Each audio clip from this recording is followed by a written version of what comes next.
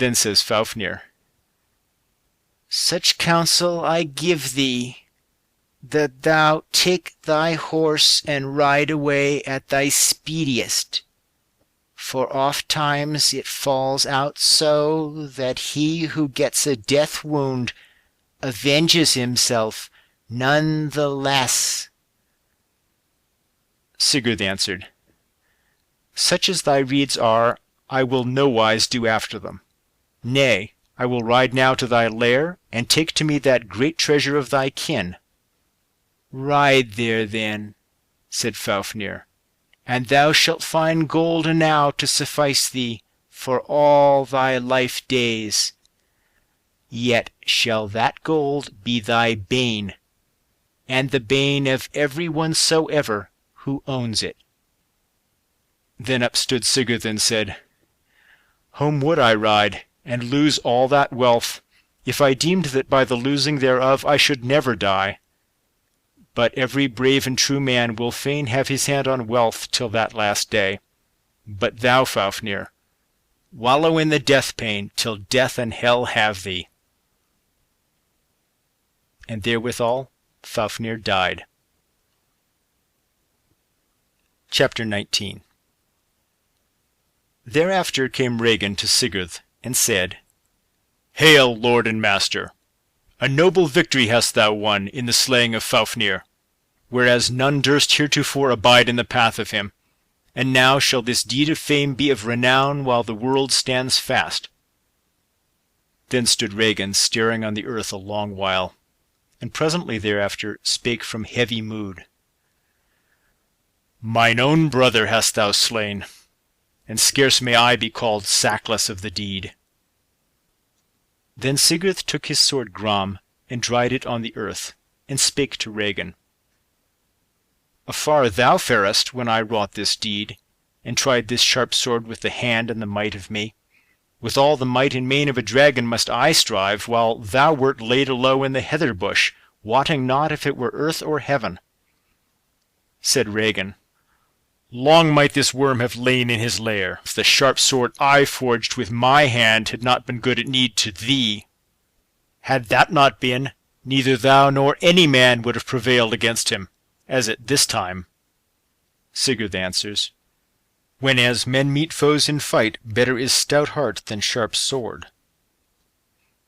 Then said Regin, exceeding heavily, Thou hast slain my brother, and scarce may I be sackless of the deed. Therewith Sigurd cut out the heart of the worm with the sword called Rithil. But Regin drank of Fafnir's blood, and spake, Grant me a boon, and do a thing little for thee to do. Bear the heart to the fire, and roast it, and give me thereof to eat. Then Sigurd went his ways, and roasted it on a rod. And when the blood bubbled out, he laid his finger thereon to assay it, if it were fully done. And then he set his finger in his mouth, and lo, when the heart-blood of the worm touched his tongue, straightway he knew the voice of all fowls, and heard withal how the woodpeckers chattered in the brake beside him. There sittest thou, Sigurd, roasting Fafnir's heart for another, that thou shouldest eat thine own self, and then thou shouldest become the wisest of all men. And another spake, There lies Regin, minded to beguile the man who trusts in him. But yet again said the third, Let him smite the head from off him then, and be only lord of all that gold.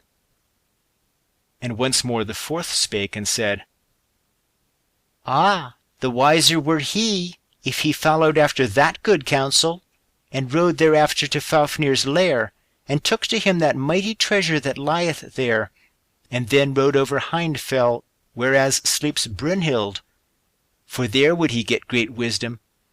Ah, wise he were if he did after your redes, and bethought him of his own weal. For where wolf's ears are, wolf's teeth are near. Then cried the fifth, Yea, yea, not so wise is he as I deem him, if he spareth him whose brother he hath slain already. At last spake the sixth, Handy and good rede to slay him, and be lord of the treasure. Then said Sigurd, The time is unborn wherein Regin shall be my bane. Nay, rather one road shall both these brothers fare. And therewith he drew his sword Gram, and struck off Regin's head. Then heard Sigurd the woodpeckers a-singing, even as the song says. For the first sang, Bind thou, Sigurd, the bright red rings, not meet it is many things to fear. A fair May know I, fair of all the fairest, girt about with gold, good for thy getting. And the second, Green go the ways toward the hall of Giuki, that the fates show forth to those who fare thither. There the rich king reareth a daughter. Thou shalt deal, Sigurd, with gold for thy sweetling. And the third, A high hall is there, reared upon Hindfell. Without all around it sweeps the red flame aloft. Wise men wrought that wonder of halls with the unhidden gleam of the glory of gold. Then the fourth sang, Soft on the fell a shield may sleepeth, the lime tree's red plague playing about her. The sleep thorn set Othin into that maiden, for her choosing in war the one he willed not. Go, son, behold that May under helm, whom from battle Vinskornir bore. From her may not turn the torment of sleep, dear offspring of kings, in the dread Norn's despite. Then Sigurd ate some deal of Fafnir's heart, and the remnant he kept. Then he leapt on his horse, and rode along the trail of the worm Fafnir, and so right unto his abiding place. And he found it open, and beheld all the doors and the gear of them, that they were wrought of iron, yea, and all the beams of the house, and it was dug down deep into the earth. There found Sigurd gold exceeding plenteous, and the sword Hrotti, and thence he took the helm of Awe, and the gold byrnie, and many things fair and good. So much gold he found there, that he thought verily that scarce might 2 horses, or 3 belike, bear it thence. So he took all the gold, and laid it in 2 great chests, and set them on the horse Grani, and took the reins of him.